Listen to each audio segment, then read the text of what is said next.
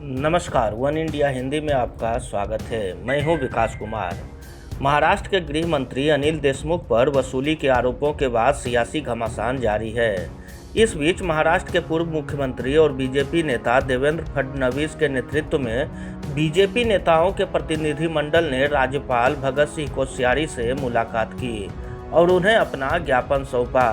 इसके बाद फडणवीस ने प्रेस कॉन्फ्रेंस कर पूछा कि सीएम उद्धव ठाकरे मौन क्यों हैं। बीजेपी नेता देवेंद्र फडणवीस ने कहा कि महाराष्ट्र में जिस प्रकार की घटनाएं हो रही हैं, चाहे पैसे की उगाही की घटना हो या ट्रांसफर का रैकेट हो, ये सारी घटनाएं दुखदायी हैं। इतनी सारी घटनाएं होने के बावजूद मुख्यमंत्री ने उस पर एक भी बयान नहीं दिया।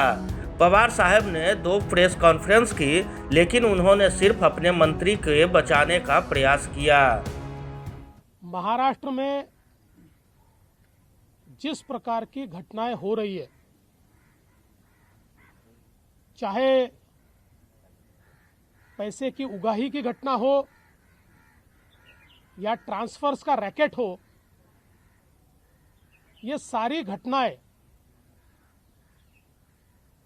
दुखदाई है, आश्चर्यचकित और अचंभित करने वाली इस प्रकार की ये सारी घटनाएं महाराष्ट्र में हो रही है। किंतु इसमें सबसे आश्चर्य की बात अगर कोई है तो वो है मुख्यमंत्री जी का मौन। इतनी सारी घटनाएं होने के बावजूद महाराष्ट्र के मुख्यमंत्री जी ने उसके ऊपर एक बयान भी नहीं दिया। पवार साहब ने 2 प्रेस ली, किंतु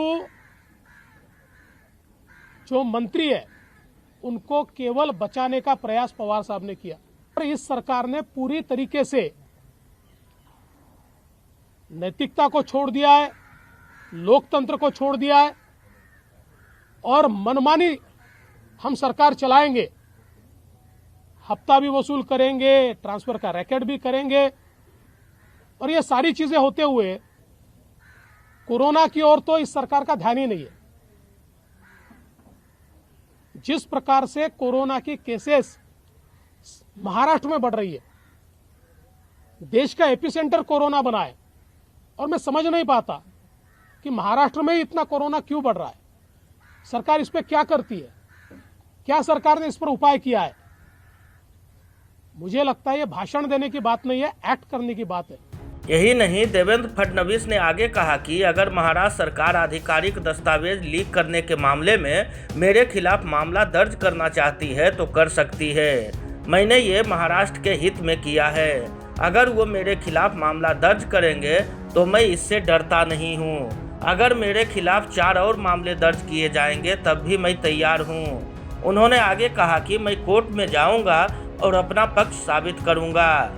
साथ ही महाराष्ट्र में बढ़ते कोरोना संक्रमण पर भी फडणवीस ने ठाकरे सरकार पर हमला किया।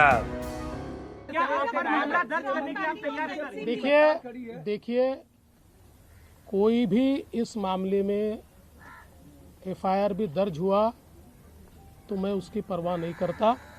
मैंने महाराष्ट्र के हित के लिए ये काम किया है।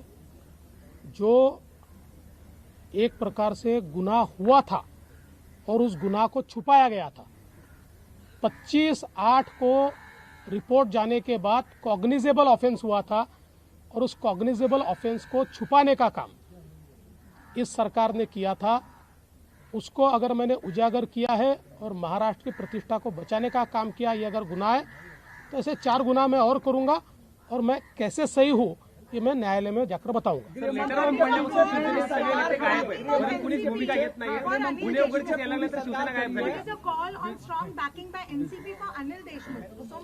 देखिए, इसमें बहुत स्पष्ट रूप से दिखता है कि ये तीनों जानते थे इस प्रकार की हफ्ताखोरी हो रही है।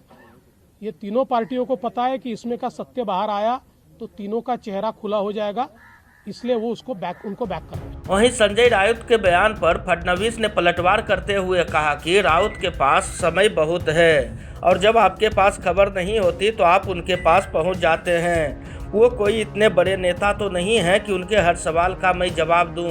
हम चले जाएं तो बीजेपी के नेता और आप सब कमर से झुककर प्रणाम करते हैं, तो किसके नेता? इस खबर में फिलहाल इतना ही। तमाम अपडेट्स के लिए बने रहिए वन इंडिया के साथ।